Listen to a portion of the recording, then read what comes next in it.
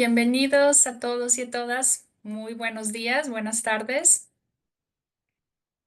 Vamos a comenzar en un par de minutos.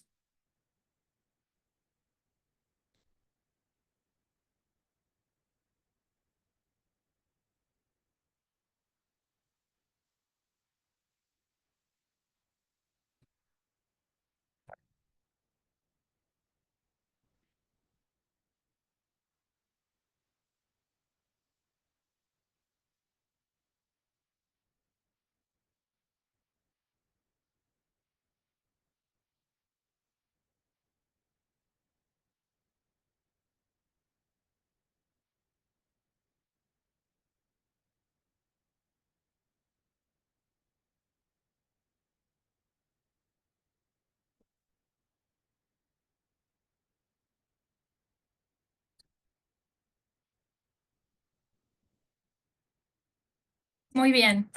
Buenas tardes nuevamente y bienvenidos a este webinario del día de hoy sobre el proyecto de Chihuahua Lab to Market, comercialización de tecnologías de energía y movilidad. Mi nombre es Diana Páez, soy directora senior en el William Davidson Institute de la Universidad de Michigan. Y desde el instituto estamos trabajando con nuestros aliados, la Secretaría de Innovación y Desarrollo Económico y Frente Norte en Chihuahua en este proyecto de comercialización. Estamos muy emocionados de poder tener hoy un webinario adicional sobre este trabajo que hemos venido realizando y les agradecemos mucho su presencia.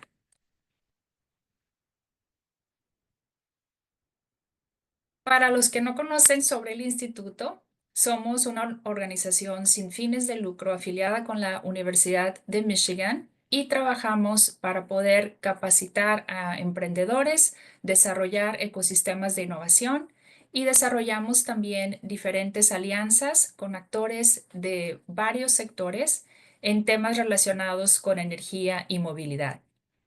Nos dedicamos a generar conocimiento, a desarrollar materiales y productos justamente de conocimiento basados en conceptos de negocios y a trabajar de la mano con industria, gobierno y academia en diferentes temas relacionados con desarrollo económico. Es un gusto estar aquí con ustedes. Muchas gracias a todos y a todas por darnos su tiempo. Y el día de hoy vamos a presentar un webinario que también va a contribuir a mejorar y a aumentar el conocimiento en temas de comercialización desde la academia. Le paso la palabra a nuestros aliados en Frente Norte, el representante Orlando Daniel. Adelante, Orlando. ¿Qué tal, Diana? Muchas gracias por esa introducción. Muchas gracias a todos los que se están conectando. Esperamos a más gente que esperamos se vayan sumando y no se hayan confundido con el horario. Bueno, pues como bien saben, Frente Norte es la estrategia de especialización de Ciudad Juárez. Tratamos de generar proyectos que vayan alineados a un diagnóstico que se llevó a cabo para que Ciudad Juárez se especializara en determinadas áreas. Una de ellas es la manufactura inteligente, cuidado continuo, un hub transfronterizo y con ello algunas áreas transversales en las que va el desarrollo de talento, la generación de patentes, el manejo de la inteligencia artificial, entre otras. Es por eso que pues hemos hecho una alianza muy buena con el William Davidson Institute a través bueno, con la Universidad de Michigan, a través del William Davidson Institute, para impulsar proyectos relacionados con la electromovilidad. En este caso, el Lab to Market, pues es un proyecto muy ambicioso, el cual busca generar iniciativas con los prototipos y la investigación que se lleva a cabo en las diferentes universidades. Así es que, pues, si están más interesados en conocer los proyectos que genera Frente Norte o que incluso ustedes mismos pudieran presentarnos para apoyarles a generar, pues son bienvenidos y en nuestras redes sociales y en nuestra página web pueden encontrar más información. I also want to thank our speaker, Don Manfredi, for his time and expertise in being here with us today. Now I hand it over to Dana, who will share more details about this project. Dana, go ahead. Thank you, Orlando, and thank you for everyone for being here today. We'll continue the rest of the talk in English, but you'll see the subtitles below. Hopefully those work out well for anyone who needs them. So yeah, just to give you a little bit more context about this project, it is focused on commercializing energy and mobility technologies in Chihuahua, mainly originating from academia in the state, and WDI is building on multiple years of great collaboration with CIDE and Frente Norte in this project, and we're about halfway through at this point. The goal is to build capacity at an institutional level for universities and research centers to be able to bring innovations that they're developing to market. We're applying lessons learned and resources from WDI and also the University of Michigan to the Chihuahua context to advance the work here. We will also be working at the prototype level, so to advance commercialization of specific prototypes that are already under development, and also keeping in mind the educational and the learning goals that can be advanced through engaging students and researchers in the commercialization process. So many of you have been involved in the project, but not everyone. So we kicked things off in the fall with a stock taking and diagnosis exercise. And I've put a QR code here for the report that we generated. So this has all of our findings about the ecosystem in the state and things happening at various levels, including at specific institutions.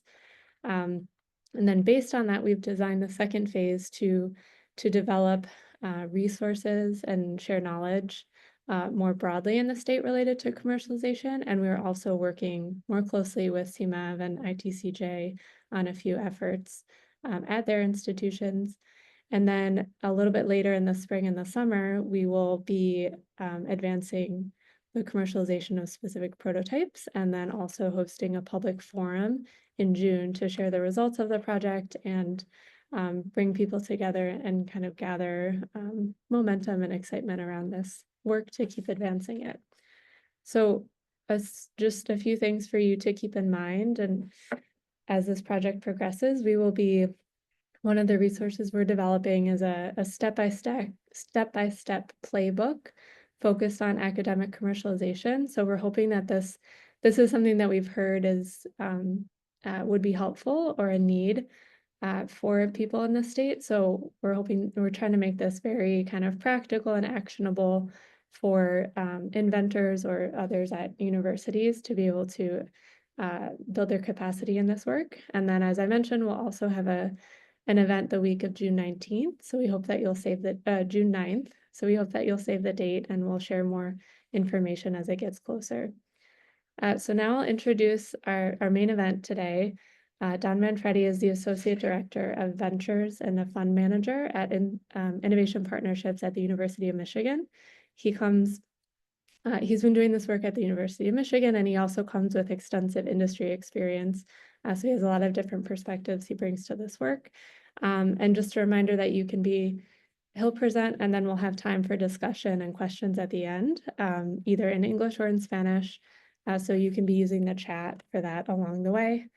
And now over to you, Don. Thanks very much for being here. Of course, thanks for having me. You can go ahead and jump right into the next slide. So let me start by just kind of framing what we're doing at the Tech Transfer Office here, which has been rebranded Innovation Partnerships. I've been with the organization for almost 8 years now. I started as a mentor, and now I am the Associate Director of Ventures for the Physical Sciences portfolio. So the innovations you are more focused on would fall firmly into my portfolio. So anything that does not belong in the life sciences side of the business would come through my team. I am also a fund manager for one of our 2 early stage seed funds to help invest in promising ideas that are licensed from the university. I will go into a little more detail on all of this in a minute. I want to point out first that our goal is to amplify the impact of research. So we don't come up with the ideas, right? We go out and work with the amazing faculty at the University of Michigan across all 3 campuses, and they come to us. And I'll talk about how that process works in a little bit. But I think it's very important for people to understand that we're a force multiplier in this, and our group is all here with a single mission to help increase the impact of this amazing research. So go ahead to the next slide. This is our vision and mission. We're inspired to redefine how world-class university research can fuel a region and solve the world's greatest challenges. And, you know, I can tell you from experience that everybody's galvanized behind this vision. And that is what every person in this office focuses on. Next slide, please. So innovation partnerships is currently made up of 3 specific areas of focus. One is alliances, the other is licensing, and the third is ventures. So we try to cover a very broad swath of activities with these 3 pillars of our office. So the licensing team is really in the point of the tip of the spear, if you will. They're the first contact with any innovator, and we'll talk about the process in a minute. But they're responsible for taking the invention in, coming up with an intellectual property strategy, ultimately negotiating any license that might happen, and then doing support beyond once the license is executed. The ventures team, we work on essentially anything business related should the professor that has disclosed to us decide to launch a startup. So we generally do not get engaged if this is going to be an innovation that just goes right from our office to a big company through a license. We certainly don't, you know, we don't encourage either way. We want to help the professor reach their goals. So if they decide to go out down a licensing path, we're completely fine with that. But generally, ventures won't be involved. And then finally, our alliances group is responsible for relationships with industry. So sponsored research agreements, any kind of connections to industry for both our office and the entire campus is handled by that group. Next slide, please. Just to give you a quick highlight of the amount of innovations we see. We basically, fiscal year 24, did 615 new inventions disclosed to us, which is a record for us. We also launched 28 startup companies and had 26.8 million in licensing revenue. If you go to the next slide, you can see in context where we are nationally. So one of our key performance indicators in this market is invention disclosures and then also startups launched. So if you look at last year's key performance indicators, because everything lags by a year based on how the governing body for invention, what counts as an invention disclosure or startup happens. So this is fiscal year 23. We were number 2 in the country. So in both startups launched and invention disclosures. And there's a strong possibility we're going to be very close, if not 1 or 2 in the nation coming up in fiscal year 24 once the official stats are published. So the point is we do quite a bit of work in this space and have quite a few lessons learned from all that institutional knowledge that we can pass on to you to help you on your journey. Next slide, please. So this is a really important slide. I think that the mindset of your office has to be both, I will say, correct as far as how they approach this type of work, and everybody across all of the working groups has to have the same approach. We pride ourselves on what we call phenomenal inventor-centered customer service. So our whole point for being here is to create relationships to help these amazing innovators have the easiest frictionless approach to getting their innovations commercialized. And we do that by having one team with a shared vision. We're constantly reminding each other and the region at large as to what we're here for and why. So you definitely want to take an approach of customer service we also take a very much a portfolio mindset. So we're not chasing after individual deals as far as, we look at it and say, we don't pick winners and losers. At this point, we want the more innovations we can possibly get, because the more innovations that come through our office, the more chances of a commercialization that's successful will happen. And very importantly, we seek to win the relationship, not the negotiation. So we always look at this holistically.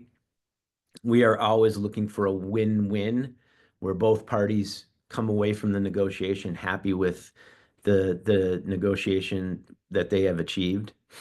And then finally, we focus on impact, and we take the mindset of being partners across all of the different functions that we work in. So we're commercialization partners with our PIs, our companies. We will stay in support for as long as needed, as early as possible, and really just focus on trying to make this invention the most impactful it can be. So we're not worried about that revenue number at all. We're really more focused on can this amazing innovation ecosystem continuously put out things that make a huge impact on the world. So just highlighting how we approach it, and we feel this is the right way to look at it if you're in a tech transfer office. Next slide, please. So this is a very basic graphic of the research commercialization pathway. So on the left side, you've got all the research that's happening. Again, last year, we cracked the $2 billion mark in research expenditures at University of Michigan. So if you think about that, that's an amazingly large number, which means there's an awful lot of invention happening. The method to start the process of engagement with our office is to fill out an invention report. Once the invention report happens, that's when the licensing folks get engaged. So they start to look at things like we talked about earlier. Intellectual property protection and strategy. What is the funding requirement going to be needed? Are they going to, they'll take a look at the landscape and see if there's freedom to operate. They'll help assess with the inventor whether it's better to be a license at a commercialization path or a startup commercialization path. Then once that decision is made, if they go the startup route, we will be pulled in, we being the ventures group. And that's when we'll start doing things like assigning mentors and working on funding and such, which I'll touch on in a little more detail in a minute. But this is the general path. And the more, as I mentioned earlier, on the wide end of the funnel, the more invention disclosures we have, the better chance that something is going to bubble to the surface and have both a strong commercial, but also an important impact to the world at large. Next slide, please. So this gives you a sense now at the functioning level. If you look at what I talked about, if it goes down the path of a startup, this is how a ventures project is essentially set up. So you'll get the licensing manager. That person will talk to either myself or Sarah, who is on the life sciences side. We'll meet with the inventor, and then we'll make a decision about what mentor in residence is going to take over and actually help the inventor navigate all of the business issues that might come up.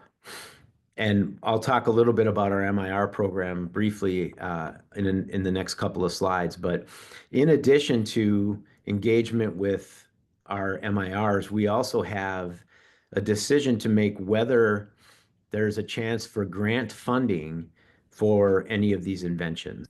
Our office manages 2 translational research grants. One is for life sciences and one is for advanced transportation.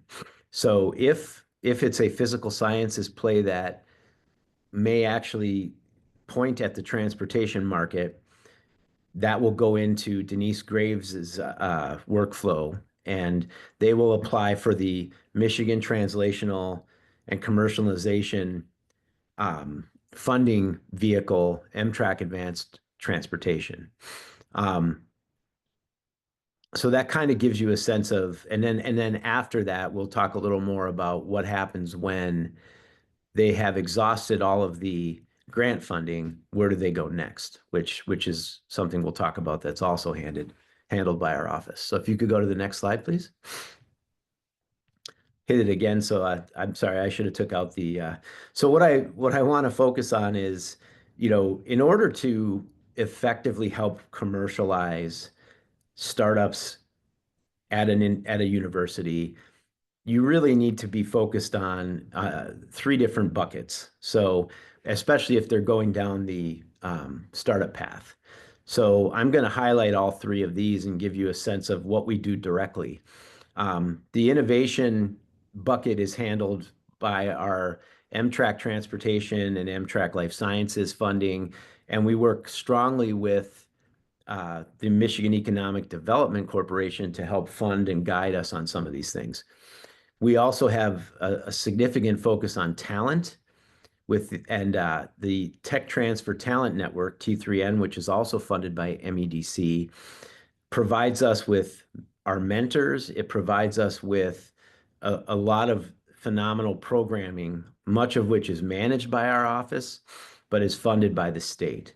And then finally, there's the capital requirement. So we have 2 pre-seed funds. One of them was raised through philanthropy. The other was funded by the MEDC. So as you'll see, one of the big takeaways here, if you're launching or trying to bolster your technology transfer function, if you have an economic development group, you should try to have a very strong relationship with them, because they may be able to help you with not only funding, but also, ideas, maybe even programming.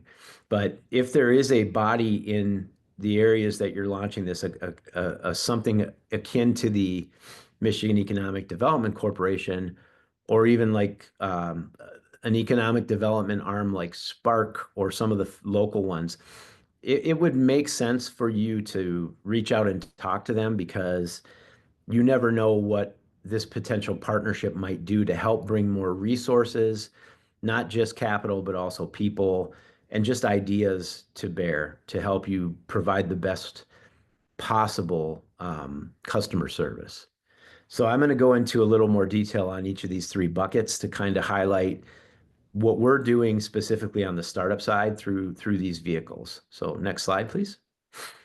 So first one is T3N. One of the big things that T3N funds is our Mentors in Residence program. This is most likely the most impactful program we run at Innovation Partnerships. Each one of these individuals on this slide have either had a significant exit or have run a startup or have just been in business for many, many years and have an enormous amount of knowledge about how to commercialize inventions and how to run a business. So each of these mentors gets assigned to promising startups. Generally, if there's a market where they have expertise, we'll try to do a match along those lines. But if not, we will just plug in whomever is available because they all have a requisite idea of how to commercialize and run a business. So these folks are really on the front line, and they're working day to day with the startup founders to try to help them navigate all of the different things that happen when you're trying to launch a startup or commercialize an invention. Our MIR program is different in the sense that we want our MIRs to stay with us and continuously work on multiple startups, as opposed to an entrepreneur in residence program, EIR program, where the intention is for these people to stay eventually with the startup. So all of the MIRs on this slide are working here today, and each one of them has about 25 to 30 startups in their portfolio. However, at any given time, 5 to 6 of them are really, really heavy as far as a time commitment. So, and my role is to help manage and help assign on the physical sciences side of this ledger. So I would say if you're thinking about this, or you're developing or want to add capability to your existing tech transfer organization, think about a mentor in residence program, and one that you have where people actually stay and work for you multiple years so that they can kind of continue to grow their tribal knowledge about how commercialization in an academic setting works, because it is slightly different than how things work in the industrial world. So next slide, please. So another thing to think about is, as you're pulling folks together, think about different programs you can start to launch. So this is a recent one that we launched because we feel the more, so if I'm working in an organization, say I'm a professor, I think talking to a peer in my department has a lot more power than talking to somebody from outside the department. So we created this program called the Innovation Champions Program, which is essentially we've named 20 different champions in a cohort based on their ability and their familiarity with what we do, their track record of innovation. And what these folks are becoming for us is essentially surrogates that go out into their own departments and across campus to talk about the value of innovation and the value of commercialization of research. So once you get a firm foundation set up, we strongly recommend you look for ways to create new programming. So for example, this is one of our newer programs. I've got a couple others we're going to talk about shortly, but the point of this slide is that, if creating content, creating programs, having different ways to do outreach, so whether it's on campus or out in the ecosystem, that is a really, really important role and an important function to handle at the office, because that's going to keep all of these things fresh, and it's going to help improve everybody's toolkit, because every time you bring somebody else into these situations, you learn something. So we just launched this program, and you can see that we'll be putting out press about it from time to time, so you'll have a sense to the ability to check in on it and see how it's going. Next slide, please. So I talked about M-Track. This is another one of the this is more of a funding bucket, but M-Track is a statewide program, and the whole point of this program is to bridge that gap of funding from the early ideation phase to translate it into a place where it could actually become a commercialized idea.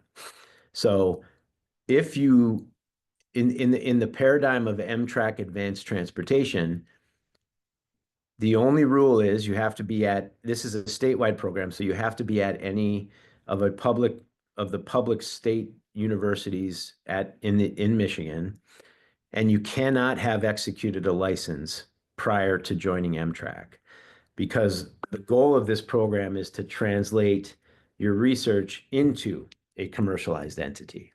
So based on that description, if you understand this space at all, you realize this is very, very early. We will essentially have this set up as a cohort. We run this program every year. The innovators apply for funding. They also, in addition to the funding, get full access to all of the other support from our office, including mentors.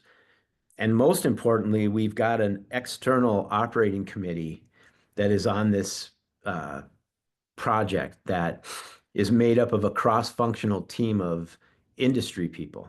So not only are you getting the input from our office, you're getting up to $250,000 in funding, but you're also getting to present and meet with venture capitalists, people from the automotive OEMs, people from suppliers, so potentially customers for any of the innovations that you develop. So this is a very, very important program for us. It's funded by the MEDC, and the whole purpose is to de-risk technology and get it ready for commercialization. Next slide, please. So now I want to talk about some of the other funding mechanisms. I'm sorry, I jumped ahead.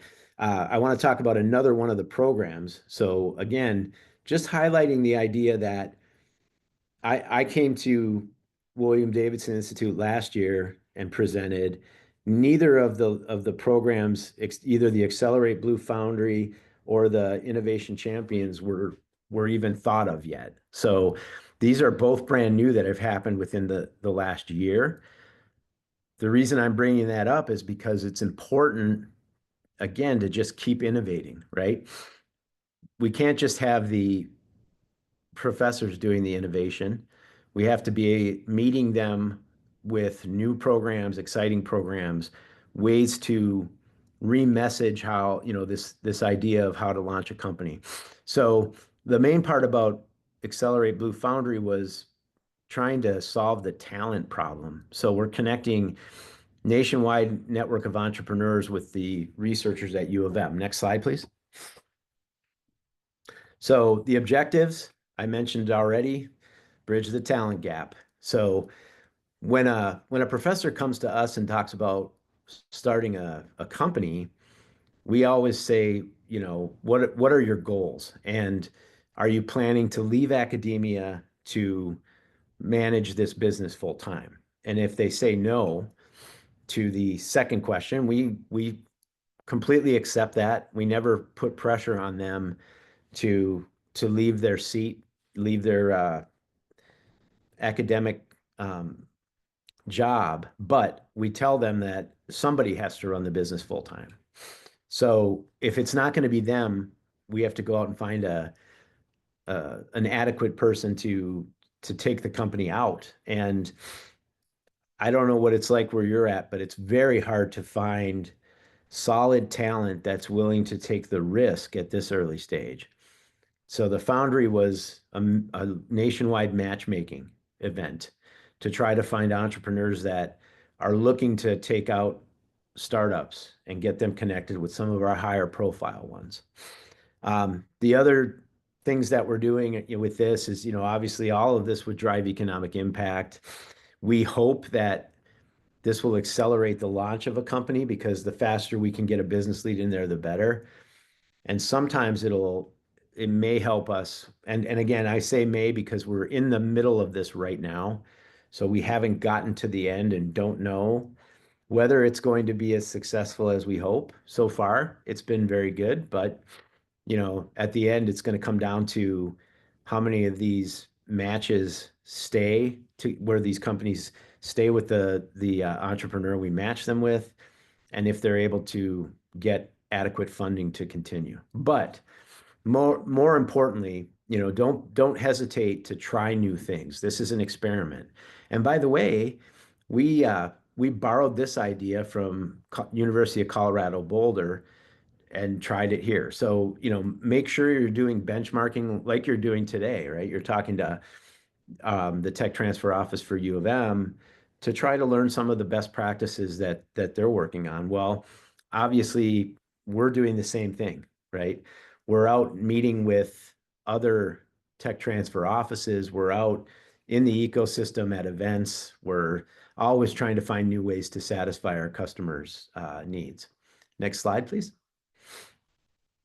So this last thing on the Foundry, it's going to be a 4-phase project. Tech selection and prep we already did the entrepreneur application screening and matching, and now they are firmly in phase 4. Phase 3 with tech diligence, planning, and pitch, and then phase 4 we're going to do startup selection. And as a matter of fact, if a technology ends up winning, there's a chance that they will get at least $50,000 from Accelerate Blue, which is our early stage seed fund.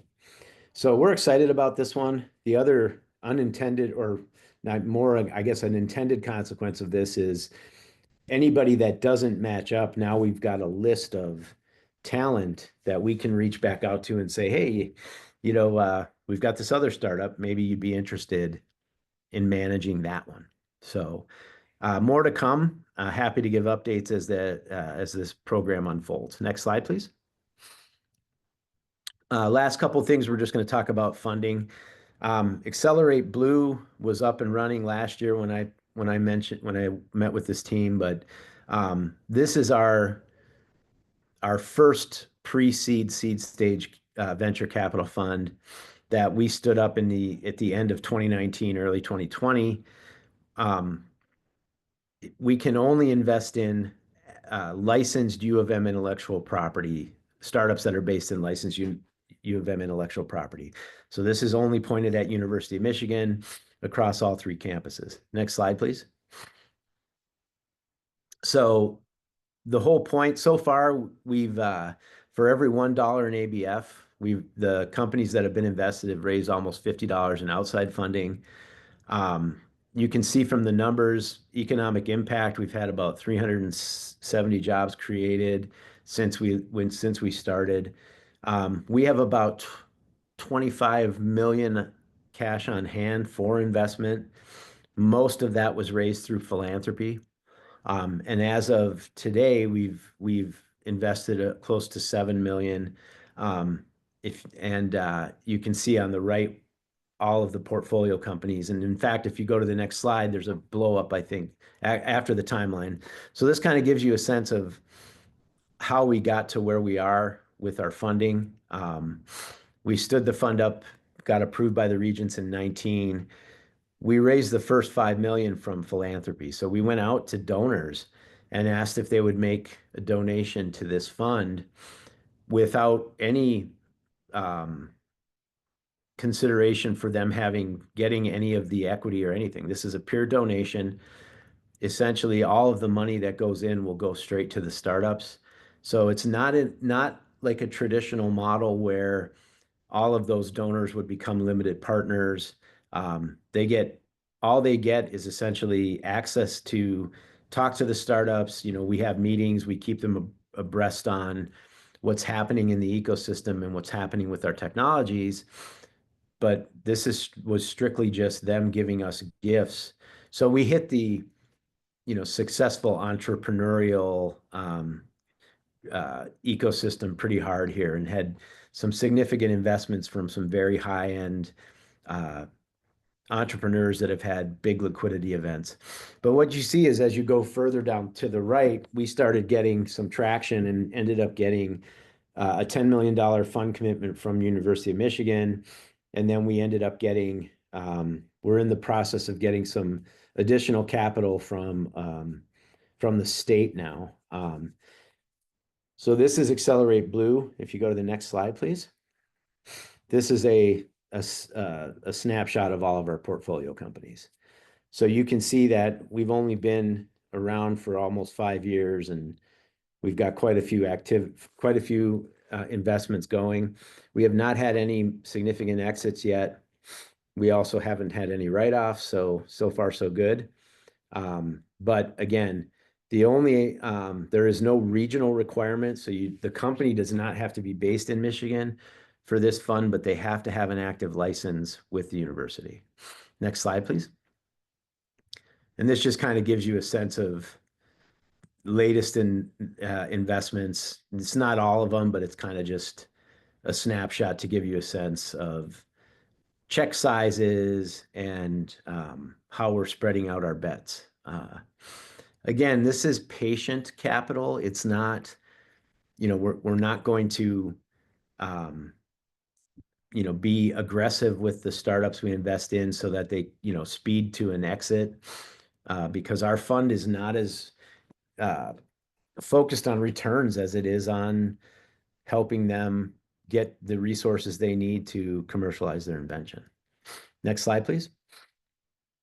So because we had such good traction with Accelerate Blue, the state of Michigan asked if we would manage another seed fund with the same thesis, but expand it to every public university in the state of Michigan. And that's where the Michigan University Innovation Capital Fund came from.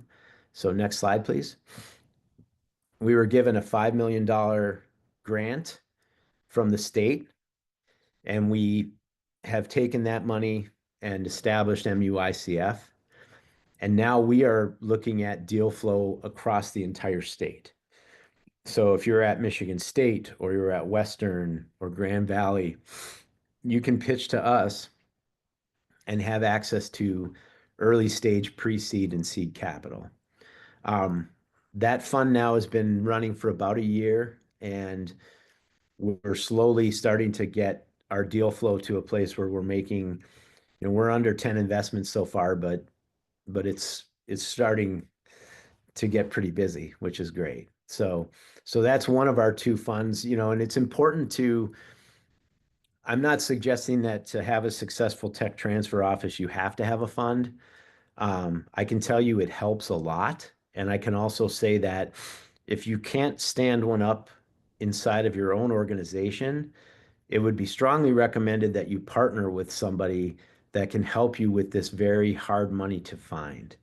Because that pre-seed money, once you get out of the lab and start trying to commercialize, that is very tough. That first 250 or $500,000, very difficult to find. And you want to make sure you're getting that money from an investor that's understands how long this is going to take, right? Because commercialization from academia takes typically even longer than it does out in industry. So next slide, please. These are just some of the folks that are involved in the MUICF consortium. So you can see that other state of Michigan schools are involved, but we control all of the fund management directly. These folks can influence us, they can give us deal flow, but the decision to invest or not is 100% with us. Next slide, please.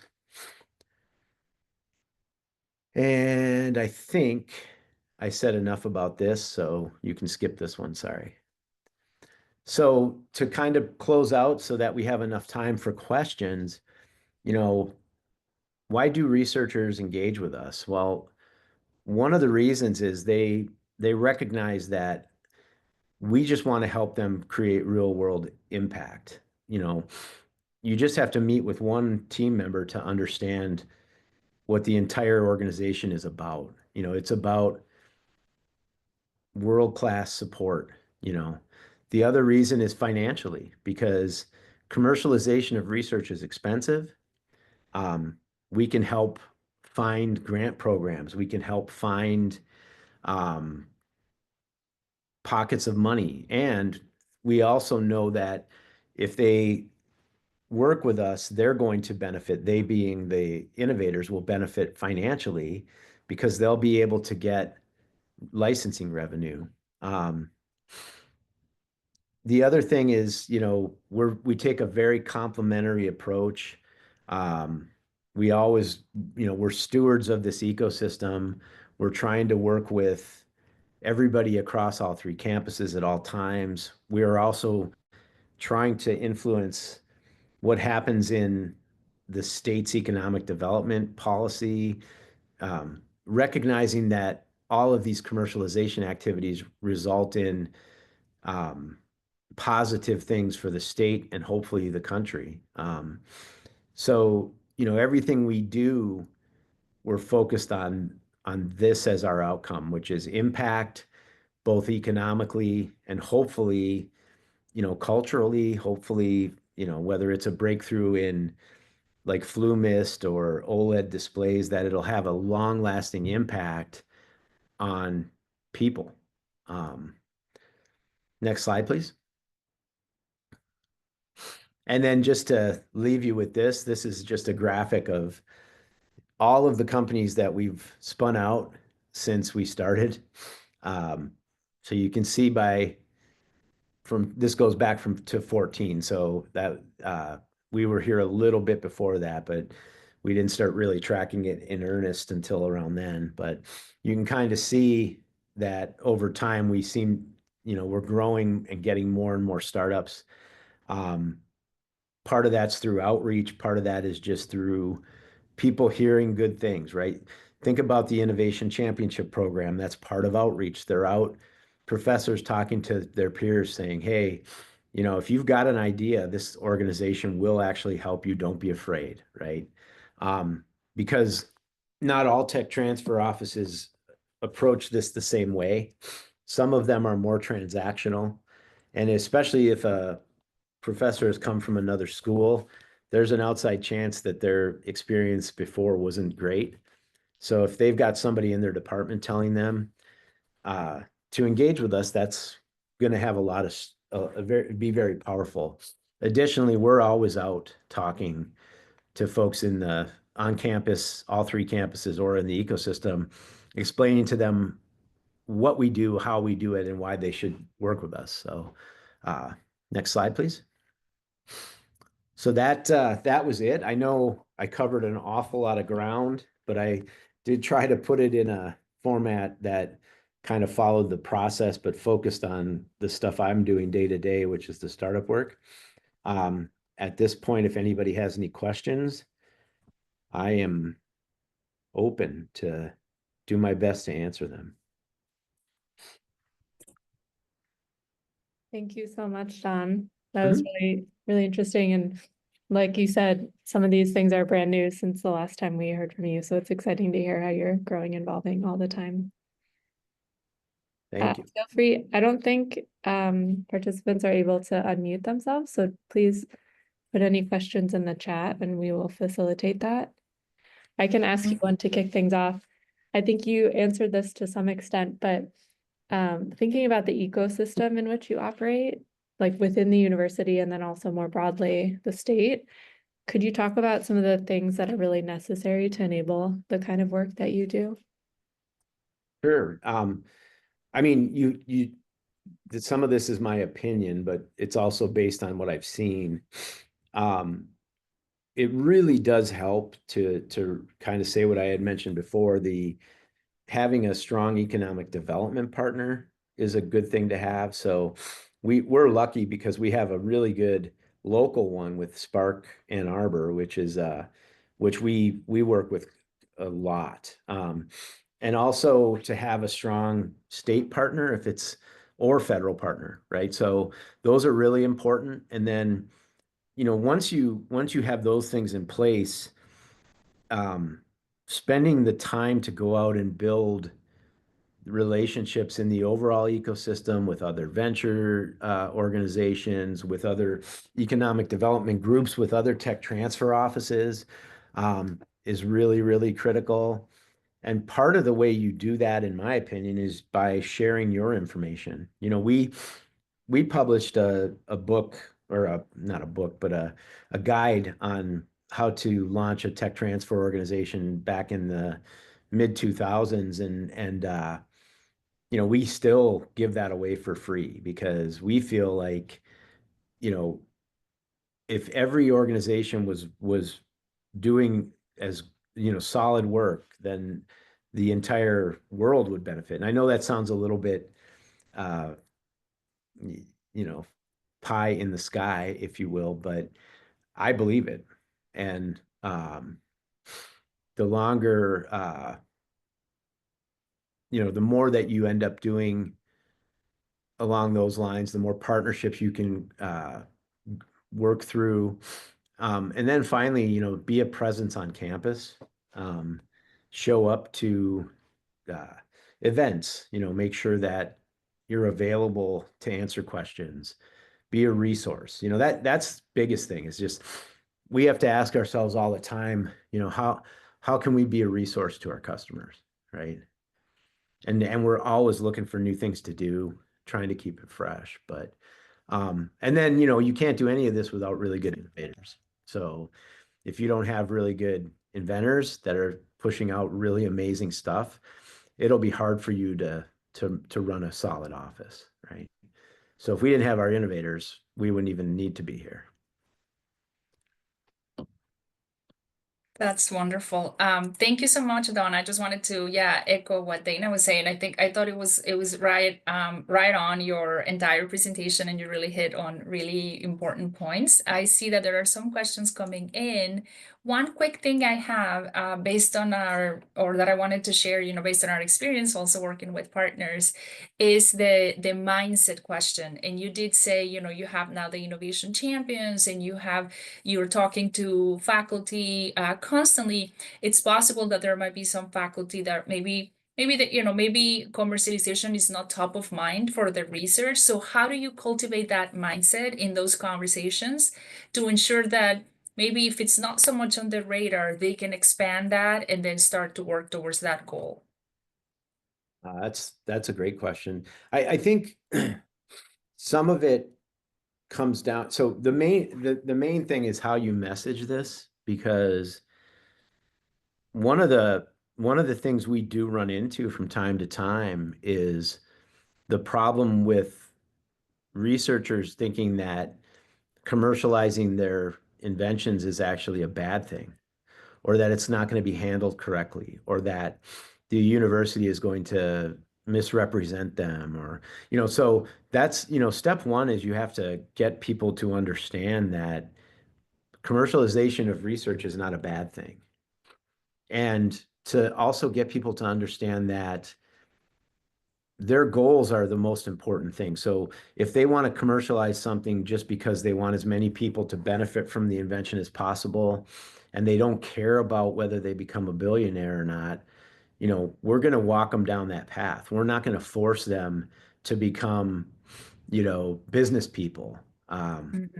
So that's a big thing, is you really need to get that message across, which is why that Innovation Champions program is so important, because again, I'm going to believe a peer much more than I'm going to believe some person that walks into my staff meeting and starts talking about all these wonderful things. So that's one. Two is, you just have to stay consistent with every single touch point you have with an inventor. Has to be positive, has to be, impactful to some extent.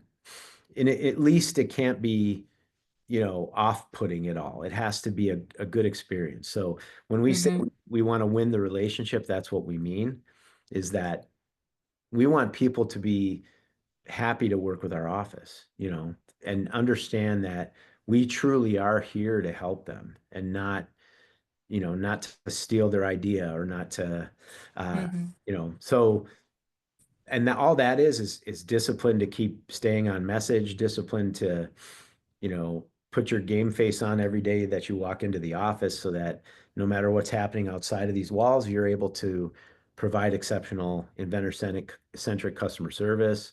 And then, finally, I would say, you should promote yourself a little in a way that points out the impact this is having, because that, believe it or not, is something that people don't know about. In fact, I'll say, personally, I was in industry for years. I didn't know anything about tech transfer, or what it even was, or what academic research was, or why it mattered, right? And then once I finally saw it, I was blown away. So the more that you can talk about that, I'm not, we don't want to run around saying how great we are. It's more about talking about how great our inventors are, right? Yeah. And how amazing the companies are. Yeah. Go ahead. No, absolutely. And you said it yourself, right? Like, it's about the real life impact that these Absolutely. inventions and this research can have. Yeah. And Wonderful. you have to be patient too, because, I don't know if anybody's heard of Histosonics, but Histosonics launched last year. They actually can they can kill tumors with sound waves. Okay. But it took 20 years to get commercialized to a point where it could pass all of the requirements of medical approval and such.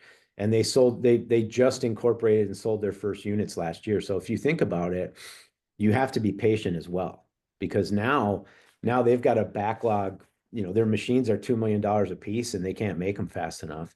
And they might actually cure cancer, right? Like partially, right? I mean, you you got to suspend disbelief from time to time, and you got to be able to stay in there and just work with them as long as you possibly can to get the right outcomes. Sorry, I didn't cut you off, but. No, that's great. Thank you so much. I see here two questions. So one is actually, I think it's a little bit more about the kind of like structure or, business model, so to speak, of innovation partnerships. So they're asking if there is, if you all charge or get access to a percentage of some of the, equity or whatever it is. So what is that model for in terms of how you guys are supported? Got it. So we do get a little bit of the royalties from the licenses, the office does. And we don't charge any fees to the inventors at all for any of the services. So there's no fee-based model there. Okay. And then on our venture funds, both of them are what are typically called evergreen, where we don't get any percentage of the carry. It all goes back into the fund. So most, we're funded by the central budget and the office for the vice president for research, but we also do create some revenue for the university, but lion's share of that goes to the department and to the inventor. Got it. Okay, that's great. I think that definitely answers the question. And then one other question relates to a percentage. Is there a specific established percentage for royalties for inventors, or does it depend on it does different depend. factors? It does depend. We try to write our licenses in a very inventor-friendly fashion, and we also are one of the few in the country that will do an equity-only license. So if it's a startup that, especially if it's in the software world, we'll do equity only. And so all of these services are going to be based on whether or not it's going to have an exit. So, I don't think there's a hard and fast rule, but I have seen most of our licenses somewhere in the 5% or below. As far as royalties go, we feel that here's the thing. Cash is the most important resource besides talent when you're starting a company. And if we're taking 25% of your revenue every year on royalties, that kind of defeats the purpose of why we're here, right? So we take a much longer term approach and say, okay, we're getting a 1% royalty, but if this company's around for 50 years, that's going to work, and it's successful for 50 years. Long run, it's going to be a win-win, as opposed to trying to grab a lot of money up front and maybe potentially hurting them enough with cash flow that they don't make it. So, 1-2% is pretty typical. If you start at 5, hopefully the PI will negotiate it down a little, but even at 5% for the amount of services we give them, it's pretty minor. But that's roughly, I've heard some horror stories of other places like 50% and stuff like. Wow. Okay, that's great to know. Thank you, Don. Dana, any last? Yeah, I know we're almost at time, but just wanted to ask about engaging with companies in the ecosystem, like more established companies, whether through licensing or working with the ventures, or also I know Innovation Partnerships does a whole broader kind of corporate alliances. But if you could just share a little bit, your thoughts on that, or kind of things there. I mean, I think everybody in this office has the charter if they need to or know somebody to willingly engage with industry. However, the only people that should ever be talking about a license with industry is the licensing fee folks. So we do try to stay in our own swim lane, in the sense that I don't want anything to do with licensing. I'm a ventures person. So if I'm going to reach out to industry, I'm looking for a couple of things specifically. I might need information for customer discovery. I might need, hey, can somebody take a look at this and tell me if they think it would be an innovation that would fit their market? Do you have a corporate venture arm that I might have this company pitch to get some money? Do you do sponsored research? But if it's a license play, the licensing team will handle that. But we should always be looking and talking to industry.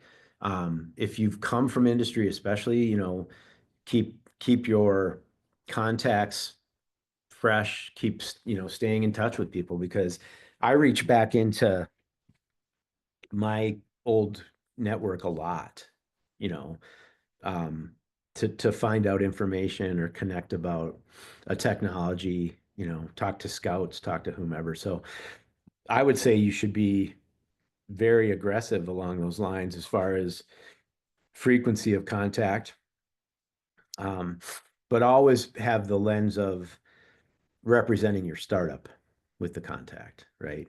You're not doing anything but trying to get this commercialization play on their radar and figure out whatever from there. And then we have the CRA group that'll do way more heavy lifting, and some I might pass them on, but yeah. Great. Okay. Yeah. Thank you so much again. This is really helpful, really great information. And thank you to everyone who attended and participated. We'll share the recording and the materials, and hope it was useful for everyone. And thank you so much. Yeah, thanks a lot. And if anybody wants to reach out, Dana has all my contact information, so happy to help. Thank you. Thank you, Don. Muchísimas gracias. Hasta Take la care. próxima. Bye. Bye.